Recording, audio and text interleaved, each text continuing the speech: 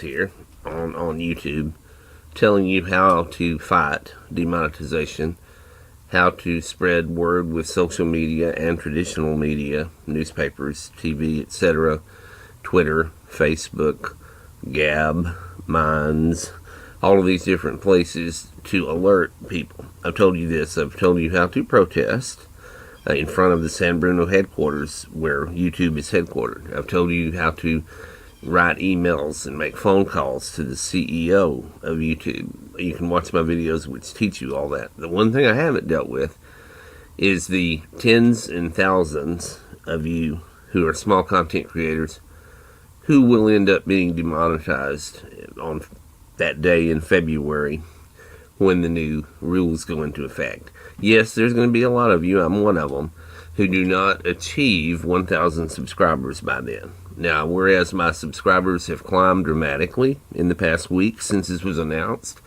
and I've been actively pursuing more subscribers, and many of you have been subscribing to each other, which is a wonderful way to fight this.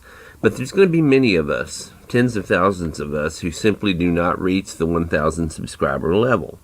There's going to be tens of thousands of us who simply do not reach the 4,000 hours of watch time. So, think about this a minute. Life after YouTube. Now remember, before you became monetized, it took a while for most of us. You were still uploading videos to YouTube. Well, you can still do that, unless you get outright banned or barred or whatever. I would also like to add that the amount that YouTube pays us as small content creators is very paltry.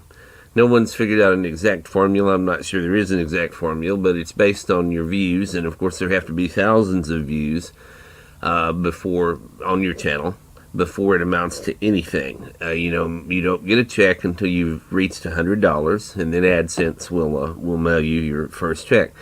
So there's many tens of thousands of YouTube creators who've only received a small amount of money to begin with. It's definitely not enough to do anything with, period. So, but it's a perk, it's a little bonus. It was YouTube saying to you, hey, we appreciate your work and your effort, etc.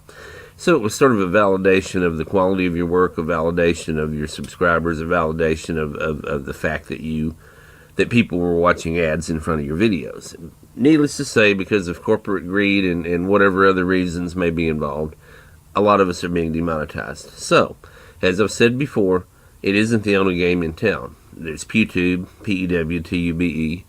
There is BitChute, B-I-T-C-H-U-T-E. Now, those are the big two that I like and that I use a lot. They're not the only two. There's also Dailymotion, spelled just like it sounds. There's Metacafe, M-E-T-A-C-A-F-E. Okay. There's something called DTube that's involved with Steam. I don't know a lot about it yet, but eventually I may look into that. It's just DTube. And you somehow become involved with it through Steam, S-T-E-E-M. Now, some of these that I've mentioned can be monetized, some of them can't. But they are other platforms upon which you can be posting your videos, particularly if you make the decision to leave YouTube, or if through some circumstance or another you get completely cut off of uploading to YouTube. But anyway, that's my message today in a nutshell. Life after demonetization. Your life will go back to being the way it was before you were monetized. In other words, it's a psychological blow, yes. It's unfair. It's probably not legal, and again, we can argue all day long about terms of service and your agreement to terms of service and contractual law and tortious interference. And, like I've said in another video, there are corporate attorneys who could dissect the validity and the viability of a large class action lawsuit from small content creators against Google AdSense, against YouTube, against the parent company Alphabet if necessary. At any rate, remember, it's a disturbance in your life, but the rest of your life is going to go on. Eventually this may change. I wouldn't expect it. I wouldn't expect it to change positively. I would expect the bar to just get increasingly higher. They may eventually, for example, do an initial concession to small content creators maybe and lower the bar slightly. Maybe they'll decide that you can be monetized if you have 500 subscribers. Maybe that 4,000 hours view time will drop to 2,000. That will still leave a lot of people out, but it'll be somewhat more achievable. But even if they do that, there's nothing to stop them 6 months or a year from now from raising it back up where it is fixing to be in February, or even making it higher than that. What if they require 2,000 subscribers and 8,000 hours? See, we have no idea what they're going to do or why, and that's the unfortunate part of it. Even as a major stockholder in YouTube, well, as a major stockholder, you'd have some say. Susan Wojcicki, the CEO of YouTube, she certainly has some say.